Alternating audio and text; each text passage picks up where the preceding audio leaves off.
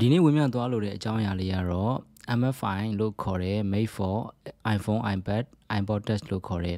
Apple device တွေနဲ့ certify ဖြစ်တဲ့ game controller တွေအကြောင်းဖြစ်ပါတယ်။ဒီ MFI certify game controller တွေကိုအသုံးပြုပြီးတော့မှ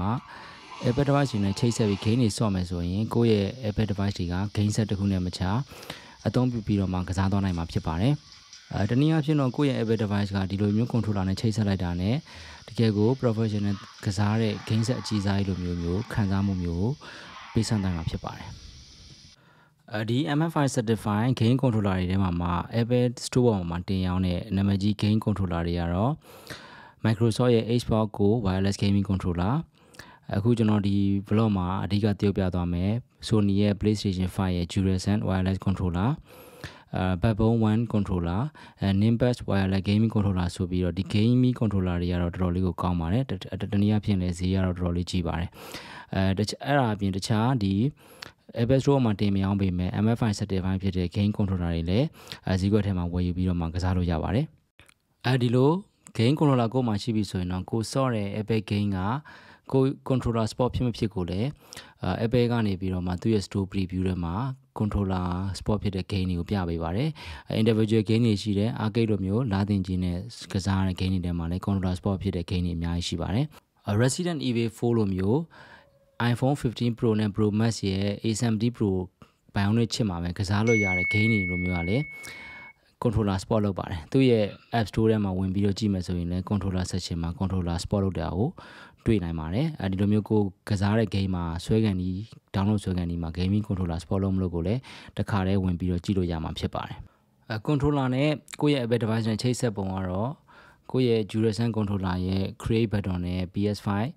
button ကိုပြန်တူ5 second to 7 second နှိပ်ထားပါမယ်ဒီလိုနှိပ်ထားလိုက်တဲ့အချိန်ကျရင်တော့အပြာရောင်မီးလေးကမိတ်တော့ဖြစ်လာပြီဆိုရင်တော့ဒါ pairing mode ကိုဝင်သွားပြီဖြစ်ပါတယ်ဒီလိုဝင်သွားပြီဆိုတာနဲ့ကိုယ့်ရဲ့ချိတ်ဆက်မဲ့ iPhone, iPad သို့မဟုတ် Mac ရဲ့ Bluetooth section မှာဝင်ပြီးတော့မှ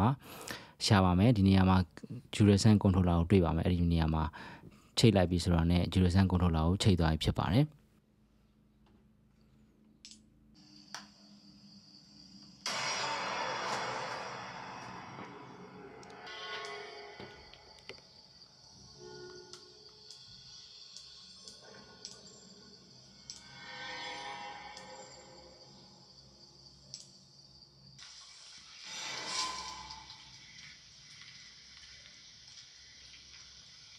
ဒီနေရာမှာကိုယ့်ရဲ့ gaming controller က MFI certified ဖြစ်ပြီဆိုတာနဲ့ iPhone ရဲ့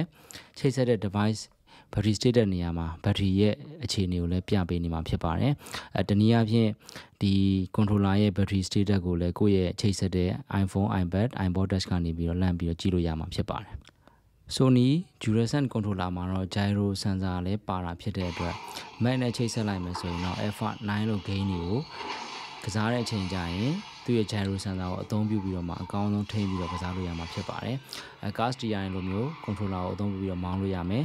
trip ဆွဲပြီးတော့မှဒီ power boost လုပ်တဲ့အချိန်မျိုးတွေမှာလည်းဒီလိုမျိုးအကောင်းဆုံးမောင်းလို့ရမှာဖြစ်ပါတယ်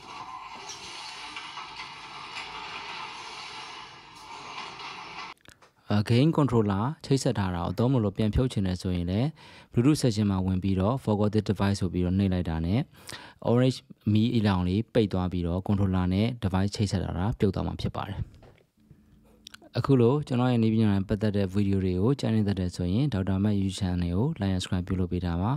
Dr.Mac Mandalay လည်းဝင်ရောက်ကြည့်ပြီးတော့အခုလိုမျိုးကျွန်တော်တို့ Dr.Mac ကတင်ထားတဲ့နည်းပညာပတ်သက်တဲ့ sound bar တွေရော